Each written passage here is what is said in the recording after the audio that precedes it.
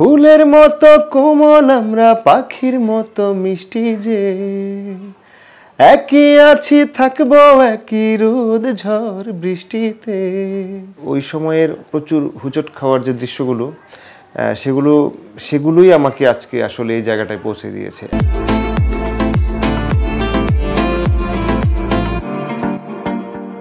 প্রিয় দর্শক, স্বাগত জানাচ্ছি দিগন্ত ঈদের স্পেশাল অনুষ্ঠানে। আপনাদের সাথে আছি আমি যুবরাজ ফয়সাল। রূপালী পদ্মা কিংবা কণ্ঠশিল্পী কিংবা রাজনীতিবিদ, বিভিন্ন মানুষের ঈদ কাটে বিভিন্ন রকম। আজ আমরা কথা বলবো জনপ্রিয় কণ্ঠশিল্পী বেলাল খানের সাথে। কেমন কাটে তার ঈদ, কেমন ছিল তার ছোটবেলার ঈদের স্মৃতি, এইসব বিষয়ে কথা বলবো জনপ্রিয় কণ্ঠশিল্পী বেলাল খানের সাথে। বেলাল ভাই, আপনাকে স্বাগত দিগন্ত ঈদ স্পেশাল অনুষ্ঠানে। Thank you. ঈদ মোবারক। এই যে আপনাদের কণ্ঠশিল্পী যারা রয়েছেন, তাদের ঈদ নিয়ে কিন্তু সাধারণ মানুষের একটা কৌতূহলের জায়গা রয়েছে, কারণ আপনাদের অনেক ব্যস্ততা থাকে, অনেক শো থাকে। এবারের ঈদ কেমন কাটছে বা কি কি পরিকল্পনা রয়েছে? ঈদের পুরো সময়টাই আসলে আমার কাটে ফ্যামিলির সাথেই, দেশে থাকলে। আর কখনো কখনো দেশের বাইরে শো থাকে, সেটা আসলে একটু ডিফারেন্ট থাকে। তো এবার ঈদে ফ্যামিলির সাথেই আছি। ঈদ উপলক্ষে তো আমার বেশ কিছু নতুন গান রিলিজ হয়েছে। বিশেষ করে এবার ঈদে 3টা সিনেমাতে আমার গান থাকছে। এগুলো রিয়াকশনটা দেখছি, এনজয় করছি। দর্শকরা এই গানগুলো নিয়ে তাদের প্রতিক্রিয়া জানাচ্ছে। এই তো ফ্যামিলির সময়ের বাইরে যেটুকু সময় হাতে থাকে, কিছু ঈদের 1-2 দিন পর থেকে টানা টিভি লাইভ আছে, আরও অনেক শোজ আছে। তো ফ্যামিলি লাইভের বাইরে বন্ধুবান্ধব, কাছের মানুষ, সবার সাথে এই যে ভাবের আদান প্রদান, এইভাবেই কাটছে। ছোটবেলার ঈদ আর এখনকার ঈদ, এই ঈদের মধ্যে মানে পার্থক্যটা কেমন দেখেন বা কি ধরনের পার্থক্য এখন লক্ষ্য করছেন? ছোটবেলার ঈদটা আসলে এমন ছিল যে ঈদের 1 সপ্তাহ আগে থেকেই ঈদটা শুরু হতো। আর বড়বেলার ঈদটা আসলে আমরা যারা, বিশেষ করে যারা ঢাকা কেন্দ্রিক কর্মব্যস্ততা যাদের, তারা আমরা সবাই জানি যে ঈদকে ঘিরে আমাদের প্রচুর কাজ করতে হয়, যে অঙ্গনেই কাজ করি। এইসব দেখতে দেখতে কখন যেন ঈদের দিন চলে আসে। আসলে বেসিক পার্থক্যটা এটাই যে ছোটোবেলার ঈদটাতে আসলে 7 দিন আগে থেকে যে প্রিপারেশন ছিল, জামা কাপড়ের একটা প্রিপারেশন, তারপরে ঈদের সালামি কালেকশনের একটা প্রিপারেশন, তারপরে কি বলে, হ্যাঁ, কোরবানির সময় কোরবানির গরু, কিংবা এই যে আত্মীয় স্বজনের বাড়ির লিস্ট থাকবে যে কাদের বাড়িতে যাব, আমাদের কে আসলো, কার জামা কত সুন্দর, কার সালামি কত বেশি হলো, এগুলো মিস করি এখন। আর বড়বেলাতে যে ঠিক উল্টা, চোখের সামনে ছোটরা এই আনন্দগুলো করে, আমরা শুধু দেখে যাই আর কি। ছোটবেলার এমন কোনো স্মৃতি যেটা খুব বেশি অনুপ্রাণিত করে, ঈদের নিয়ে স্মৃতি আছে কিনা, এমন কোনো মনে পড়ে কিনা? একবারে এরকম হয়েছে যে ওই যে একটু আগে বললাম যেটা, সালামি কালেকশনের যে কম্পিটিশনও থাকে একটা, বাচ্চাদের সমবয়সী যারা থাকি, আমার কাজিন সার্কেল অথবা ফ্যামিলি মেম্বার, ভাই বোন যারাই ছিলাম, যে কার সালামি সবচেয়ে বেশি। তো এরকম হয়েছে যে আমি একটু কমে আছি, মানে ফার্স্ট হওয়ার একটা প্রিপারেশন, যে সালামিতে আমি 1 নম্বর পাবো, সবার চেয়ে বেশি সালামি থাকবে আমার। পরে যেটা হলো, হিসেব করে যে আশেপাশে যারা সবার চেয়ে দেখলাম যে না, আমি বেশ কম আর কি, ফার্স্ট হওয়ার মতো পজিশন না। তখন আমি ওখান থেকে একটু বের হয়ে, যে আমার ফুপি অথবা মা, মানে চাচা, কারোর একটা, সম্ভবত ফুপি, কাউকে কনভিন্স করতেছে যে তুমি আমাকে এখন ওদের সামনে কিছু সালামি দিবা, এটা আবার পরে লাগলে তুমি ফেরত নিয়ে যাবা। পরে যাই হোক, আবার এসে বললাম যে আমার তো এখনও সালামি বাকি আছে, আরেকজন দেবে। পরে এর ভিতরে ফুপি এসে দিল, দেওয়ার পর আমি সালামিতে ফার্স্ট হয়ে গেলাম। পরে সব শেষ হওয়ার পর, ওদের সামনে ফার্স্ট হওয়ার পর আমি আবার তাকে ফেরত দিয়ে দিলাম। এটা খুব মজার ছিল আর কি। এই যে জীবনের এই স্মৃতিগুলো এখন খুব বেশি মিস করেন কাজের ব্যস্ততার মাঝে, ঈদের পরে কি কি কাজ করবার পরিকল্পনা রয়েছে আপনার? ঈদকে ঘিরেই কিছু রিলিজ হবে, যেগুলো আফটার ঈদ, আর কিছু বিফোর ঈদ। যেটি বললাম, এবার ঈদে আমার এই ইনসাফ মুভিতে গান থাকবে, টগর মুভি থেকে গান আছে, এবং সর্দার বাড়ির আরেকটা মুভি আছে, বুবলির মুভি, সেখানেও গান থাকবে। এই গানগুলো রিলিজ হচ্ছে আগে পরে মিলিয়ে। আর এছাড়াও আমার কিছু সিঙ্গেলস রিলিজ হবে কয়েকটা চ্যানেল থেকে, আর আমার ব্যক্তিগত ইউটিউব চ্যানেল থেকে আমার লিজার গান আসবে ঠিক ঈদের পরপরই। এই যে সঙ্গীতের ক্যারিয়ার শুরুটা কিভাবে হয়েছিল আপনার? শুরুটা আসলে আমার বেড়ে ওঠাটা গ্রামে, টাঙ্গাইলের সখীপুর জেলার নলুয়া গ্রামে। ওখানে থাকা অবস্থায় আসলে আমি যে বয়সটাতে বন্ধুরা আসলে সবাই খেলাধুলা করে কিংবা ঘোরাঘুরি করে, সেই সময়টাতে আমি ফিল করা শুরু করলাম যে আমার গান শুনতে ভালো লাগছে। ওই সময় আমি যে গান গাইবো কিংবা গান গাইতে পারি আমার কাছে কেউ জানে না। বাট এই যে ক্যাসেট কালেকশন করা কিংবা সিডি কালেকশন করা, রাত জেগে কিংবা অবসর সময়ে কিংবা এই যে পড়াশোনার ফাঁক দিয়ে গানগুলো শুনে শুনে গানের প্রতি একটা সখ্যতা তৈরি হলো। আর আমার ফ্যামিলিতে একটা সময়ে বাবা গান গাইতেন। আবু বকর সিদ্দিক বাংলাদেশের অনেক জনপ্রিয় লোকসঙ্গীত শিল্পী, উনি আমার সম্পর্কে মামা হন। উনিও গান গাইতেন। উনি এই যে ঈদের সময় ছুটি ছাটাতে গ্রামে যেতেন, তো মামাকে ঘিরে দেখতাম যে আশেপাশের মানুষগুলো তাকে একটু অন্য চোখে দেখতো শিল্পী হওয়ার কারণে। ছোটোবেলায় এটা আমার মনে দাগ কেটেছে যে শিল্পীদের সবাই আলাদা চোখে দেখে, আমি গান গাইব। গ্রামে তো আসলে খুব বেশি মানে ফ্যামিলি সাপোর্টও খুব বেশি ছিল না কিংবা পারিপার্শ্বিক অবস্থাও ছিল না গান করার। সময়ের জন্য ওয়েট করলাম যে কখন সেই সময়টা আসবে। কিন্তু আমার গান শোনা এবং এই যে সিডি ক্যাসেট কালেকশন করা, এগুলো খুঁটিয়ে খুঁটিয়ে দেখা, কে লিখেছে, কে সুর করেছে, কে মিউজিক করেছে, কোথা থেকে রিলিজ হলো, এগুলো মানে আমার পুরোদমে একদম ইন্ডাস্ট্রি সম্পর্কে কিংবা দেশের বাইরের গান, কী বলে অন্য ভাষার গান, কলকাতার গান, সিনেমাতে কোন গান রিলিজ হলো, কোন শিল্পী সিনেমার গান করে, কোন শিল্পী অডিওতে ভালো করছে, এগুলো সম্পর্কে একটা বিস্তর ধারণা ওই ছোটো বয়স থেকেই আমি মানে আমার ছিল আর কি। তারপরে ঢাকায় আসলাম, ইন্টারমিডিয়েট শেষ হলো, ঢাকা ইউনিভার্সিটি অ্যাডমিশন নিলাম। ওই সময়টা থেকে একটু ফ্রি হয়ে গান করার সুযোগ তৈরি হলো। এর মধ্যে বিচ্ছিন্নভাবে কোথাও কোথাও গান করেছি বন্ধুদের আড্ডায় কিংবা দু একটা প্রোগ্রামে। টিএসসি কেন্দ্রিক ইউনিভার্সিটি অ্যাডমিশনের পর টিএসসি কেন্দ্রিক যে গান বাজনার একটা বলয়, সেখানে সন্ধ্যার পর প্রতিদিন গলা ছেড়ে গাওয়া কিংবা এই সমমনার যারা আছে, যারা কেউ নিয়ে আসতো গিটার, কেউ অন্য অন্য ইনস্ট্রুমেন্ট, কিংবা টিএসসি কেন্দ্রিক দেখবেন যে কয়েকটা সংগঠন আছে, সেখানে বসে গান গাওয়া, এই যে একটা সার্কেল তৈরি হয়ে গেল, এটা চললো কন্টিনিউ। তারপর থেকে ভেতরে ভেতরে আসলে নিজের একটা গান হবে এরকম একটা অপশন খুঁজছিলাম। প্রচুর এর ভিতর দিয়ে সার্কেল ইউনিভার্সিটির যত অনুষ্ঠান কিংবা আশপাশের কিংবা গায়ে হলুদের এই ঢাকা কেন্দ্রিক কিন্তু মানে আমাদের ভাষায় যে কিছু খ্যাপ তৈরি হয়, এই খ্যাপে গান গাওয়া, এই সমস্ত রাত জেগে গান গাওয়া, কোনো একটা শিল্পীকে পরিচিত শিল্পীর সাথে গিয়ে স্টেজে আগে ওয়ার্ম আপ সিঙ্গার হিসেবে দু একটা গান গাওয়া, এই অপশনগুলোতে আস্তে আস্তে স্টেজের একটা এক্সপিরিয়েন্স নেওয়া শুরু করলাম। আর ফাঁক দিয়ে পড়াশোনা চললো, পড়াশোনার ফাঁকে ফাঁকে নিজের গানের প্রিপারেশন নেওয়া কিংবা একটা সুযোগ খোঁজা, এই চলতে থাকলো। চোখের সামনেই দেখলাম যে আমাদের মাঝে মাঝে ওই সময়টাতে তাহসান ভাই ক্যাম্পাসে যেতেন, তাকে ঘিরে একটা উন্মাদনা তৈরি হয়ে যেত। কিংবা আমাদের চিরকুটের সুমি আপা গান বাজনা নিয়ে টুকটাক আমাদের কোনো না কোনো আড্ডায় আলোচনা করে। কখনো কখনো দেখতাম যে ঠিক আমার ইমিডিয়েট সিনিয়র পারভেজ ভাই এসে ক্যাম্পাসে একটা গান এক জায়গায় বসে গান গাচ্ছে। আমার বন্ধু জয় শাহরিয়ার, ও এক জায়গায় বসে গান গাচ্ছে। এই যে বিচ্ছিন্নভাবে মানে এর ভিতর দিয়ে কি বলে অনেকের গান প্রকাশ হলো, মৌলিক গান, সেগুলো জনপ্রিয়তা পেল। আর একই সময়ে দিনের বেলাতে এরকম ফাঁকে ফাঁকে ক্যাম্পাসে গান গাওয়া, সন্ধ্যার পর আবার শাহবাগ কেন্দ্রিক, টিএসসির বাইরেও শাহবাগ কেন্দ্রিক একটা আড্ডা ছিল, চারুকলা কেন্দ্রিক। এখানে অনেক বড় মাপের শিল্পীরা আসতেন, প্রায়ই দেখতাম যে ইমন চৌধুরী যেতেন, তার সাথে সে গিটার বাজাতো, আমরা পাশে বসে তার সাথে একটা সখ্যতা ছিল, আমার খুব কাছের বন্ধু মানুষ। তো মাঝে মাঝে প্রতীকদা আসতেন। তারপরে অনেক গীতিকবি আছে, সোমেশ্বর অলি, লুৎফর হাসান, কিংবা আমাদের ক্লোজআপের রাজীব, মানে ওখানে রুমেল, হ্যাঁ এই যে নাট্যকার এবং অভিনেতা রুমেল, তো সবাই ওখানে একটা ভাবের আদান প্রদান হতো। কিছু সাংবাদিক কাম গীতিকার এই বন্ধুরাও যেতেন, তাদের সাথে এই কিভাবে কি গান করলে কে কী তৈরি করছে, কে কী মানে সারাদিন কী কাজ করলো, সেগুলোর একটা লেনদেন হতো। তো এর ভিতর দিয়েই কি বলে পরিচয় হলো মঈন বিশ্বাসের সাথে।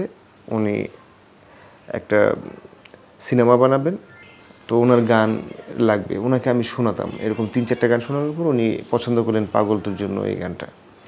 এই গানটা তখন জাস্ট কেবল সুর হয়েছে আর 2 লাইন, ওই যে আমি সুর করার সময় 2-4টা লাইন শব্দ ওয়ার্ড এরকম চলে আসছে, যেগুলো এভাবেই শোনালাম গুনগুন করে। পরে উনি বললেন যে ঠিক আছে, এই গানটা আপনি কমপ্লিট করেন। পরে জুলফিকার রাসেল ভাইয়ের সাথে পরিচয় হলো। উনি তখন আমাদের সময় 2 টাকার একটা ট্যাবলেট পত্রিকা মানে বের হতো, সেই পত্রিকায় কাজ করতেন। আমি টুকটাক লেখালেখি করার কারণে মাঝে মাঝে অফিসে যেতাম। অফিসটা ছিল বাংলা মোটর ইউনিভার্সিটির কাছে। তো ওখানে রাসেল ভাইয়ের সাথে পরিচয় হলো, ভালো একটা রিলেশন হলো। তারপর ওনাকে বললাম যে এরকম একটা কাজ করছি, আপনি এই গানটা আমাকে লিখে দেন সুরের উপর। তারপরে রাসেল ভাই সুরের উপর লিখে দিলেন, এই গানটা কমপ্লিট হলো। এই ছবিতে, এটা সিনেমার জন্য, এই ছবিতে আরও 2-1টা গান তৈরি হলো। এর আগেও বিচ্ছিন্নভাবে আমি কিছু গান সুর করেছিলাম অনেকের জন্য, যেমন মনির খান, বেবি আপা।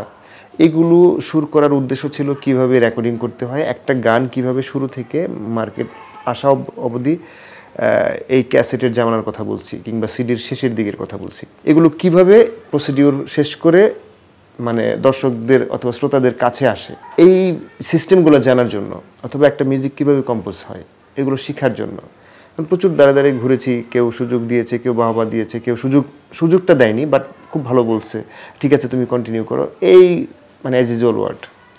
তো সুযোগের অপেক্ষায় যেটা ছিলাম সেই সুযোগটা কাজে লাগালাম। ফাইনালি 2011 সালের ভ্যালেন্টাইনে পাগল তোর জন্য গানের অডিও রিলিজ হলো। তারপর তো এই গানটার জনপ্রিয়তা পেয়ে গেল, সবাই পছন্দ করলো। এই যে সঙ্গীতের আপনার অনেকবদ্ধ একটা জীবন আর কি, অনেকটা সময় সঙ্গীতের সাথে আছেন, এখন তো একটা জায়গায় পৌঁছেছেন, এমন কোনো দুঃসহ স্মৃতি মনে পড়ে যেটা আপনাকে খুব বেশি কষ্ট দেয় এখনো, বা অনুপ্রাণিত করে যে সেই সময়? হ্যাঁ, কষ্ট দেয় বলা যাবে না।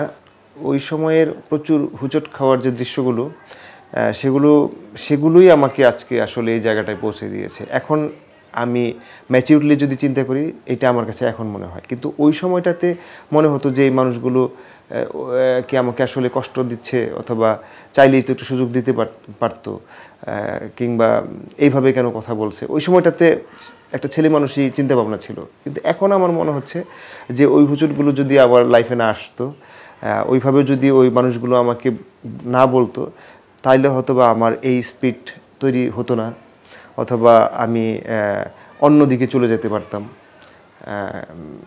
গান হয়তো বা গান নিয়ে যে স্বপ্ন দেখা, আমার গানের সাথে বসবাস করার যে ছোটোবেলার যে অদম্য ইচ্ছা ছিল, সেটা হয়তো বা নাও হইতে পারতো। এখন ওগুলোকে আমি পজিটিভলি মনে করি।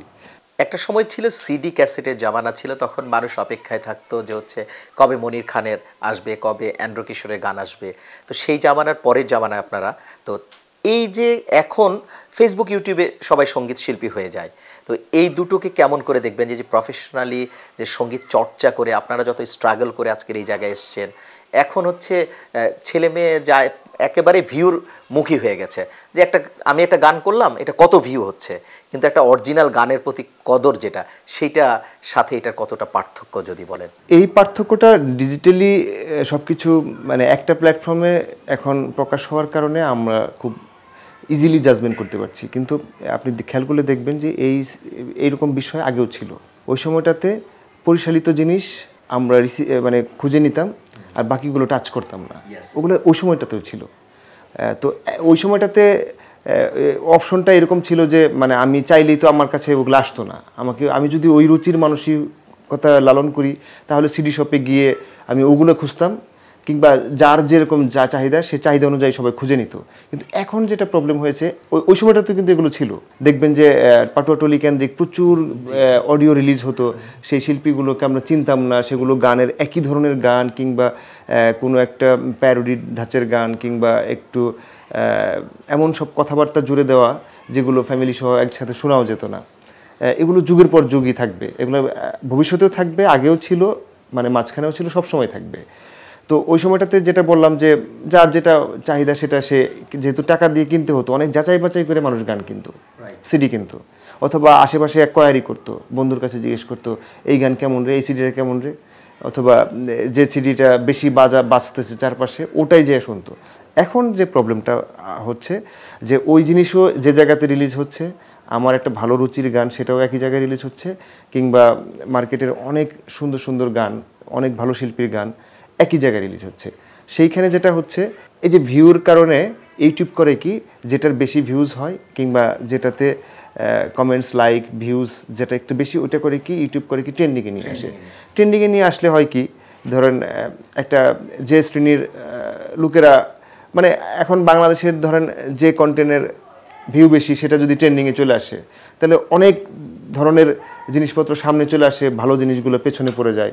এই সমস্যাটা ফেস করতে হচ্ছে এখন। কিন্তু আমি যেটা বলবো যে এই সমস্যাটা আগেও ছিল, এখনও ছিল। কিন্তু আরেকটা জিনিস বলি, যতই ভিউ হোক আর যত কিছুই হোক, একদিনেই শিল্পী হয়ে যাক, মানে ওভারনাইট যেই খ্যাতি পেয়ে যাক, কিন্তু দিন শেষে দেখবেন যে প্রফেশনালি কাজ করতে চাইলে, এখানে টিকে থাকতে চাইলে তাকে অ্যাটলিস্ট তার একটা মুনশিয়ানা লাগবে, একটা স্ট্যান্ডার্ড মানে রুচিবোধ নিয়ে কাজ করতে হবে। এমন একটা কাজ করতে হবে যেটাতে ভিউ দিয়ে কাউন্ট না করলেও সেটার কোয়ালিটি দিয়ে যেন তাকে মানুষ খুঁজে নেয়, দিন শেষে সেই টিকে থাকে। প্লেব্যাক না হচ্ছে আপনার স্টেজ পারফরমেন্সের বেশি ফোকাস করতে চান ইন ফিউচার? না, আমি আসলে শুরুটাই প্লেব্যাক দিয়েই তো আমার যাত্রা শুরু। তো আমি অনেক প্লেব্যাক করি, অনেক ছবিতেই সবসময় আমার গান সব ছবিতে থাকবে, আমার কিন্তু এমনটাও না। এটাও যেমন কন্টিনিউ চলছে, আর আমি একদম প্রচুর গান গেয়ে ফেলি অথবা আমার অনেক গান রিলিজ করতে হবে, এই মানসিকতা নিয়েও আমি চলি না। আমার যেখানে যেখানে আমার কমফোর্ট লাগে, যে গানটা মনে হয় আমার রুচির সাথে যায় কিংবা আমি গাইতে স্বাচ্ছন্দ্য বোধ করি, সেটা আমি গেয়ে ফেলি। সেটা সিনেমাও হোক, অডিও হোক, নাটক হোক, সব জায়গাতেই। দিগন্তর দর্শকদের জন্য ঈদে হচ্ছে ছোট্ট করে গলায় একটু করে যদি গান গাইতেন আর কি, আপনি আপনার পছন্দের যেটা সবচেয়ে আপনার সেরা গান। না, এইবার ঈদে যে ছবিগুলোতে গান থাকছে, এর ভিতরে টগর সিনেমাতে একটি গান আছে কবির বকুলের লেখা, আমার নিজেরই সুর করা। আমার সাথে গিয়েছেন কণা এবং রাশেদ ক্লোজাপনের। সেই গানের দুটো লাইন আমার কাছে মনে হচ্ছে খুব মানে এই ঈদের এই আনন্দ ঘনের সাথে, মানে মুহূর্তের সাথে ভালো যাবে, ম্যাচ করবে। ফুলের মতো কোমল আমরা, পাখির মতো মিষ্টি যে, একই আছি থাকবো একই রোদ ঝড় বৃষ্টিতে। পাগল বন্ধু আমরা তবে করি না পাগলামি, পাগল বন্ধু আমরা তবে করি না পাগলামি। আমার বন্ধু তুই, তোর বন্ধু আমি, আমরা সবাই বন্ধু এমন বন্ধুর চেয়ে দামি। আমার বন্ধু তুই, তোর বন্ধু আমি, আমরা সবাই বন্ধু এমন বন্ধুর চেয়ে দামি। দারুণ। আসলে বন্ধুত্ব হচ্ছে এভারগ্রিন একটা রিলেশন। চমৎকার গানটা, এবং হচ্ছে আমরা চাই যে হচ্ছে দর্শকদের কাছেও এই গানটা একেবারে ছড়িয়ে পড়ুক, এবং ঈদে যে আনন্দ আপনার যে গানগুলো এবার রিলিজ হলো সবাই যাতে উপভোগ করে সেই প্রত্যাশা রাখে। শেষ প্রশ্ন, সেটা হচ্ছে যে এই যে ঈদকে কেন্দ্র করে পরিবারকে কতটুকু সময় দেওয়া হয়? আমার আসলে ঈদের দিনটা দেশে থাকলে পুরো সময়টাই পরিবারের সাথে কাটে। রান্না করেন বাসায়? পারেন কোনো রান্না করতে? না, পারি। কখনো কখনো মানে এরকম সিচুয়েশন তো হয় যে বাসায় একা থাকি, ফ্যামিলির লোকজন সবাই গ্রামে চলে গিয়েছে, তখন ওই যে দুই একটা আইটেম রান্না করতে পারি। কোনটা বেশি পছন্দ আর কি রান্না করতে? ওই ম্যাচ লাইফের যে ঘটনা, যে ঠেকে পড়ে ভাত রান্না করা কিংবা একটা ডিম ভাজি করা, এর বাইরে আর কিছু করা যাবে, কিন্তু সেগুলো টেস্ট হবে কিনা আমি জানি না। ভবিষ্যৎ পরিকল্পনা কি সঙ্গীত নিয়ে? আপাতত তো আমি গান আসলে সঙ্গীতটাকে এনজয় করছি, এখানেই আছি। ভবিষ্যৎ পরিকল্পনা করে আসলে কখনোই কিছুই করিনি। যখন স্টুডেন্ট লাইফ শেষ করলাম, বাংলাদেশ বেতারে সরকারি জব হলো, রাজশাহী পোস্টিং দিল, একই সময়ে নতুন নিজের গান রিলিজ হলো এবং পরিচিতি পেলাম। তারপর চাকরি ছেড়ে দিয়ে গানের সাথেই আছি। তো গান ভালো লাগছে, গান করছি, নতুন নতুন সুর করছি, নতুন গান করছি। চোখের সামনে আসলে ছেলেমেয়েরাও বড় হয়ে যাচ্ছে। এই তো লাইফটা আসলে আমি একদমই ক্রিটিক্যাল করতে চাই না, খুব ইজি রাখতে চাই। আপাতত গান ভালো লাগছে, গানের সাথে আছি। ঈদ উপলক্ষে দিগন্ত দর্শকদেরকে যদি কিছু বলতে চান বলতে পারেন। দেশ এবং দেশের বাইরে দিগন্তের অগণিত দর্শকদের উদ্দেশ্যে আমার একটাই বলা, আপনারা সুস্থ বিনোদনের সাথে থাকুন। বাংলাদেশে এখন সুন্দর সুন্দর গান, নাটক, সিনেমা তৈরি হচ্ছে। এগুলো ভালো যে দিকগুলো সেগুলো আপনারা নিজেদের বন্ধুদের সাথে, চারপাশে সবার সাথে শেয়ার করুন। আর বাংলা সঙ্গীতকে সবার আগে এগিয়ে রাখুন, এটাই প্রত্যাশা। সবাইকে আবারও ঈদ মোবারক। বেলাল ভাই, আপনার হাজারো ব্যস্ততার মাঝে আমাদেরকে সময় দিয়েছেন, সেজন্য অনেক অনেক ধন্যবাদ এবং কৃতজ্ঞতা।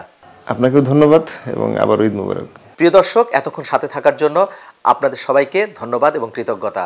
আবারও দেখা হবে নতুন কোনো অতিথির সাথে, নতুন কোনো গল্প নিয়ে। সে পর্যন্ত দিগন্ত সাথেই থাকুন। ঈদ মোবারক।